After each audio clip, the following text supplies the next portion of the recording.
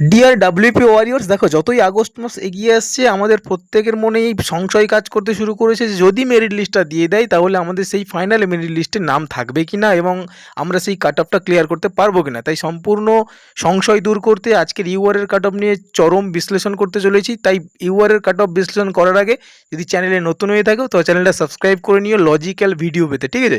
তাহলে চলো cut off বিশ্লেষণ করার আগে আমাদের মেন এক্সামে কেমন কাট অফ ছিল একটু দেখে নেওয়া যাক। দেখো আমাদের ডাব্লিউপি মেন ইউআর স্কোর ছিল 48.5। দেখো এখন তিনটি বিষয়ের উপর নির্ভর করছে কাট অফ ফাইনাল মেরিটে কেমন যাবে। তাদের মধ্যে 1 নম্বর হলো ভ্যাকান্সি, 2 নম্বর হলো মাঠে কতজন পাস এবং 3 নম্বর হলো পরীক্ষার্থীদের গড় নাম্বার কেমন ছিল। এখন দেখতে গেলে ইউআরের মোটামুটি মোট ভ্যাকান্সি ছিল 3695, অর্থাৎ যা মোট ভ্যাকান্সির প্রায় 45%। এখন দেখতে গেলে মাঠে ডাক পেয়েছিল 60,178, যার মধ্যে মেল ছিল প্রায় 42,207 জন। দেখো এখন সবাই তো মাঠে গেলে সবাই পাস করে না, কেউ কেউ হাইটে বাদ যায়, কেউ কেউ মাঠে যায়ই না, কেউ কেউ আবার রানে ফেল করে যায়। তো ধরে নিচ্ছি মোটামুটি 42,207-এর মধ্যে 5% ক্যান্ডিডেট মাঠে যায়নি, তাহলে 95% ক্যান্ডিডেট মাঠে প্রেজেন্ট ছিল। অর্থাৎ 42,207-এর 95% মানে 40,096 জন।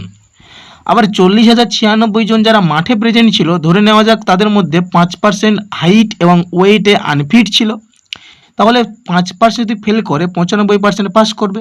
তাহলে সেই 40,096 জনের 95% হলে হয় 38,092, অর্থাৎ 38,092 জন। এখন মোটামুটিভাবে দেখলে বোঝা যায় যে 45% অ্যাভারেজলি পাস করেছে মাঠে, অর্থাৎ 38,092-এর 45% মানে 17,141, যেটা আমরা বারবার শুনেছি যে মেল ক্যান্ডিডেটরা 17,000 পাস করেছে এবং আমার অনুমানে সেখান থেকে প্রায় 17,141-এ এসেই পৌঁছালাম। এবং সর্বশেষ ধরে নিচ্ছি ইন্টারভিউতে তো সবাই থাকে না, ধরে নিচ্ছি ইন্টারভিউতে 2% প্রেজেন্ট ছিল না, অর্থাৎ 100 জনের মধ্যে 2 জন অ্যাবসেন্ট ছিল। তো সেই রকম যদি ধরি তাহলে 98% প্রেজেন্ট ছিল, তাহলে 17,141-এর 98% হচ্ছে 16,798। দেখো 16,798 এটা তো টোটাল সমস্ত ক্যাটাগরি মিলিয়ে। এখন মোট 16,798-এর 45% করছি, কারণ 45% ছিল ইউআরের সিট।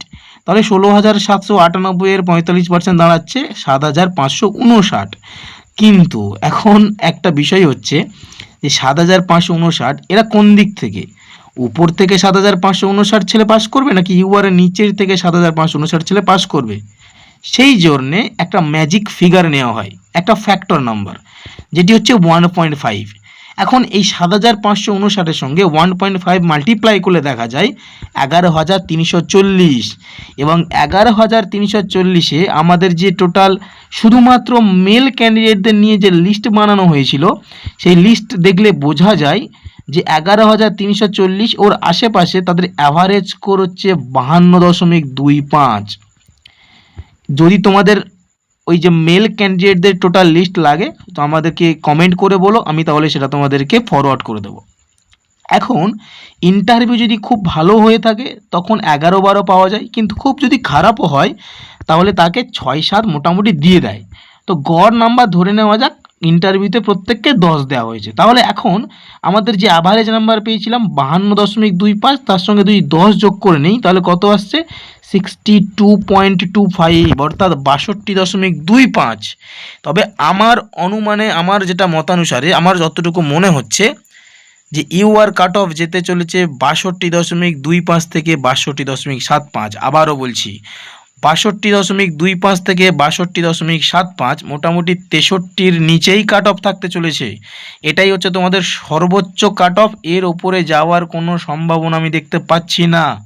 যদি তোমাদের কাট অফের নিজেদের কোনো কাট অফ মনে হয় যে এই কাট অফটি যেতে পারে তাহলে কমেন্ট করে জানাও, এবং যদি কাট অফটি অথেন্টিক মনে হয় এবং লজিক্যাল মনে হয় তাহলে ভিডিওতে একটা লাইক করে দিও এবং সাবস্ক্রাইব করে দিও, এবং তুমি কোন ক্যাটাগরিতে কত পেয়েছো আমাকে কমেন্ট করে জানাও, এবং যদি অন্য ক্যাটাগরির কাট অফ বিশ্লেষণ করতে লাগে তাহলে আমাকে কমেন্ট করে প্রত্যেকে জানাবে, ঠিক আছে?